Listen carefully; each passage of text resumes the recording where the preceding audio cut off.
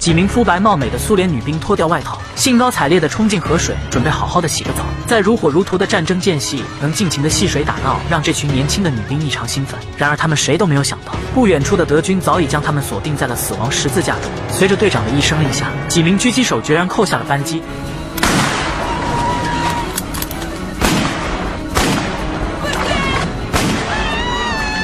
岸边的女兵转身逃跑，但依然没能逃出被射杀的命运。就这样，几名手无寸铁的医护兵全部被射杀，青春年华永远定格在了这一天。德军之所以要下此毒手，其目的只是为了引出一名苏军狙击手，为他们死去的战友报仇。故事还得从之前的一场战役说起。176号楼中的苏军通信中断，通信兵提着电话线呼哧带喘地跑到外面，准备接通被炸断的信号线。德军的炸弹不断在身边爆炸，但让他恐惧的并不是炸弹，而是躲在窗子后面的德军狙击手塞德尔。苏军的一举一动他看得一清二楚，但他并不急于射杀，只是戏谑性地打断了电话线。 通信兵不得不再次返回，匆匆忙忙地爬进花园里。他知道自己已经被盯上，手里丝毫不敢放慢。看到这里，大家或许已经猜到了他的结局。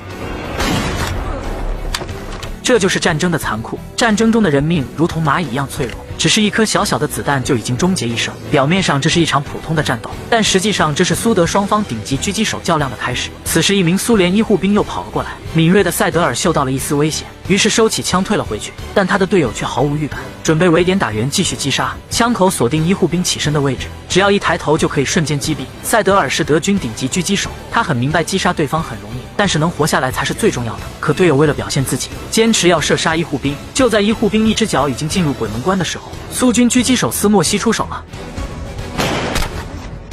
子弹穿过木板，精准命中。看着倒在地上的队友，塞德尔淡定地蹲下身子躲了起来。眼看德军没了动静，斯莫西等人起身前去176号楼报道。通信兵没能救活，医护兵米拉继续连接电话线。176号楼的电话终于通了，上尉焦急地向团部汇报，这里现在只剩下20多人，医疗物资和弹药已经告急，受伤的士兵也没办法送出去，请求赶紧派部队支援。团部说支援的人员已经过来了。 但话还没说完，电话再一次中断。没过多久，斯莫西带着1万走了进来。上尉得知斯莫西等人就是团部所说的援兵，心中不免有些失望。一旁的士兵格拉西姆也抱怨道：“等了几天就派了3个人过来，这能有什么用？”但眼下没时间抱怨，当务之急的想办法先把伤员送出去。然而还没等他们做好计划，德军已经悄悄地来到了他们身边。看这架势，是想用重火力覆盖，一举拿下176号楼。苏军这边仓皇应战，斯莫西让自己的狙击小队迅速占领制高点。随着德军长官一声哨响，战斗直接打响。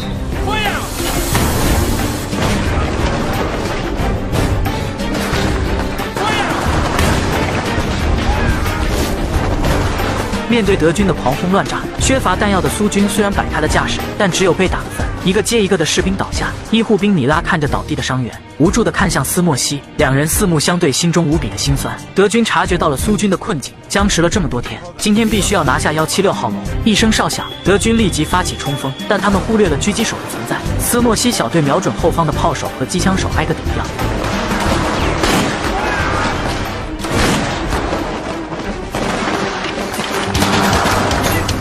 随着德军越来越近，乌拉一声，全部冲出战壕，开始近身肉搏。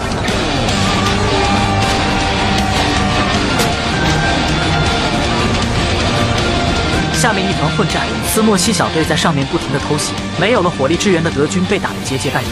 一阵厮杀过后，德军已经所剩无几，苏军捡起武器也撤了回去，进攻再次失败。德军长官端着酒壶闷闷不乐，狙击手塞德尔也被刚才的枪声引了过来。当得知苏军队伍有狙击手后，同为狙击手的他来了兴趣。苏军经此一战，伤员又多了不少。为了能尽快转移伤员，斯莫西决定带人寻找出路。几人交叉掩护，小心翼翼向前摸进，发现一处地下通道后，几人迅速钻了进去。这里是德战区，随时可能会遇到敌人。他们放慢脚步，不敢弄出半点动静。当他们潜入另一栋大楼时，竟然听到德军士兵说话的声音。这里应该是德军的一处名哨。几人正在想怎么悄无声息地解决时，士兵格拉西姆急中生智，高举着双手，一瘸一拐地走了过去。可怜兮兮的样子，德军放下了戒备。为了让德军放松警惕，还特意撩起衣服，表明自己没携带武器。就在快要接近对方的时候，格拉西姆突然发动袭击。